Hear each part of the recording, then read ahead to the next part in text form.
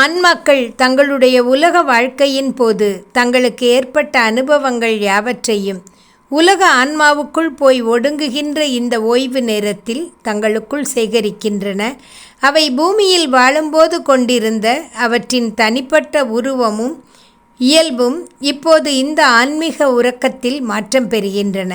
தாம் கடந்து வந்த பாதைகளில் தமக்கு ஏற்பட்ட அனுபவங்களை அடிப்படையாக வைத்து வருங்காலத்துக்கான தங்களுடைய புதிய வாழ்க்கை எப்படி அமைய வேண்டும் என்பதற்கான விதியின் வரைபடத்தை அவை தயார் செய்கின்றன. உலகில் ஒரு பிறவிக்கான பயணத்தை முடித்துக்கொண்டு மீண்டும் உலக ஆன்மாவுக்குள் சென்று ஒடுங்கும் ஆன்மாவானது அடுத்த பிறவி யாத்திரைக்கு ஆன்ம அளவிலும் பிரபஞ்ச அளவிலும் தனக்கு என்னென்ன மாற்றங்கள் தேவை என்பதை கணக்கிடுகிறது. வருங்கால விதியின் போக்கை ஆராய்கிறது. தனக்கென ஒரு தனித்தன்மையை தேர்ந்தெடுக்கிறது. தன்னுடைய விதியை தானே நிர்ணயிக்கிறது. தன்னுடைய முன்னேற்றத்துக்கு தேவையான சூழலை தானே தேடிக்கொள்கிறது. அழைப்பிற்காக புதுவாழ்விற்காக தயார் நிலையில் காத்திருக்கிறது.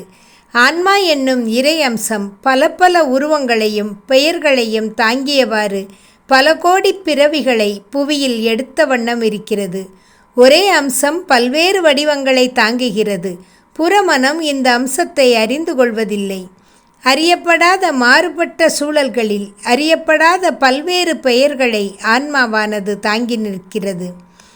பலவித வாழ்வு அனுபவங்களின் வாயிலாக ஆன்மாவானது பரிணாம வளர்ச்சியினை படிப்படியாக பெற்று கொண்டு வருகிறது.